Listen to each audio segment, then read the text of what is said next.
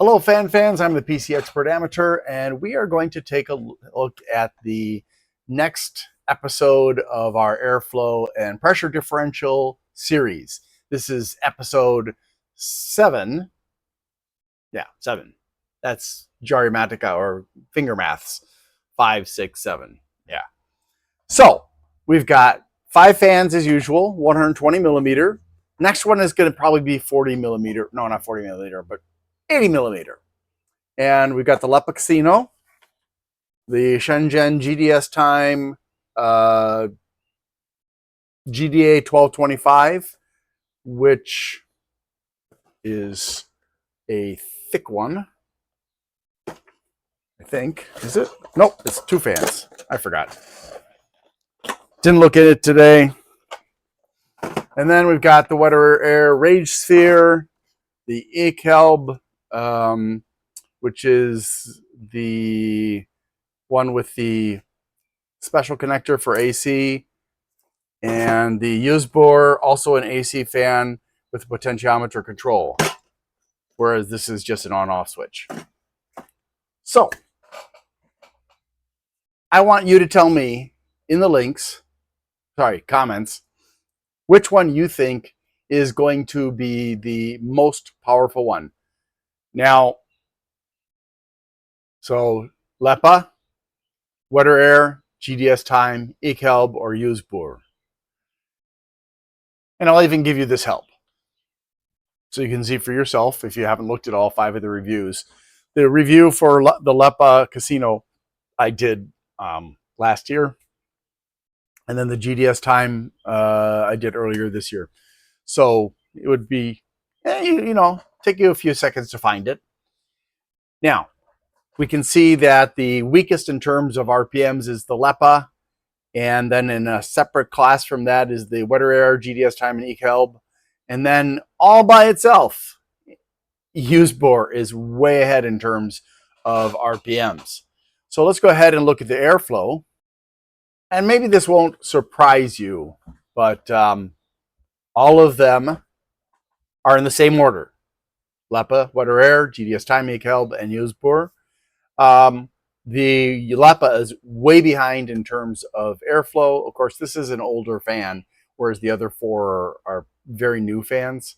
But interestingly, the Yeuzbur is not that far ahead of the Eakhelb.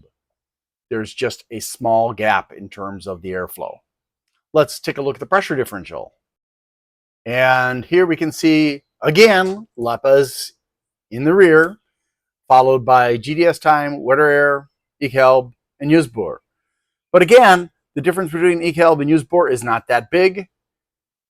The the 2 Shenzhen fans are very close to each other, and the Lepa, well, yeah, it's a weak fan. So now I'm going to put these together with all the other fans. So that'll be 35 fans to look at. So it's going to be a little bit small, but I hope you'll still be able to pick out the information that you need. And I've highlighted the 5 fans so that you can see them. And again, the Lepa, it can't compete with most of the other fans on the list. It is in the bottom 6 as far as RPMs is concerned, beating out the Lamptron, UNM Life Cougar, Beijing Ossipus Gamma, and then the WDERAIR, one of the WDERAIRs anyways. And then we have in the slightly better than middle, we have the WDERAIR and the GDSTime doing pretty good in terms of that. But, RPMs is not the final arbiter of the power of a fan. The Eakhelb is in the top 8, top 7, and Yeuzbur is number 2, putting it right behind the Key Fan Club fan. So let's take a look at airflow now. And again, the Lepa is still, now it's in the top, the worst 5 at only 125.4. Now, notice that these fans, my CMHs outperform, or not outperform, but are higher than the measured airflow. And again, that's because the Acevus uh, anemometer that I use, I can't fine tune it enough to get it to be precise. So the higher the numbers go, the more they get distorted. But all of the fans are within spec. And we can see that in this case, for airflow, the GDSTime pulled ahead of the WDERAIR just slightly, just by 40 or so, not even 40, less than 40 CMHs. The Eakhelb is well above those two, however, by 45 compared to the GDSTime. And the Yeuzbur is only 13 or so ahead of the Eakhelb. So at the top end here, we're not looking, except for the Key Fan Club, we're not looking at massive differences in airflow. So let's look at the pressure differential. There it is.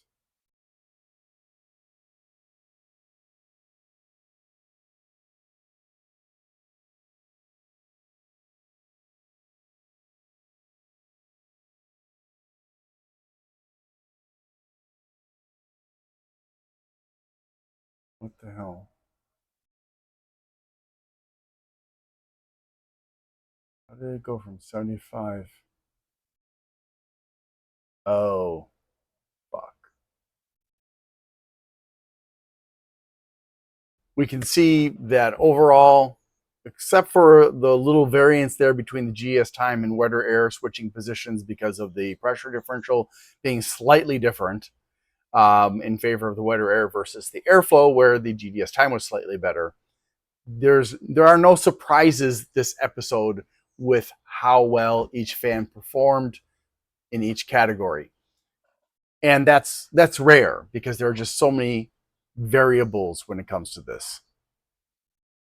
You can't just say, oh, this one's got the highest RPM, so therefore it is the best fan. Or this one is the loudest, so obviously it's pushing the most air or something like that. It doesn't work that way. There are just too many variables. The design of the blade, how aggressively it is shaped, how much it's cupped, how long it is, how wide it is, if there's any texturing on the surface, any ridges or bumps or anything like that, anything to reduce turbulence. Then, of course, there's the size of the hub, there are the bearings, and so many other variables, including the frame itself, that you can't just, I mean, I suppose somebody who's like a savant or something like that and has looked at thousands of fans would be able to, perhaps, if they had the right kind of intelligences, to say, oh yeah, this fan is going to perform amazingly. But I think even an AI might have trouble figuring it out right off the bat, just looking at fans. So yeah, another episode done, and thanks for watching. I hope you have a great day. I need to ask for your help. Things have been challenging. Whose life hasn't been challenging lately? So if you can please help me out by liking, subscribing, sharing, commenting, and turning on notifications, that would be really, really super. Also, if you'd like to help me financially and you can't afford to, you can do a super thanks on my Glenn's Fast Reviews channel, or you can become a member there. Or if you prefer, you can go to patreon.com/GLENNMII and become a member there instead. Also, I'd like to give a shout out to Bleeping Computer for their support of my channel.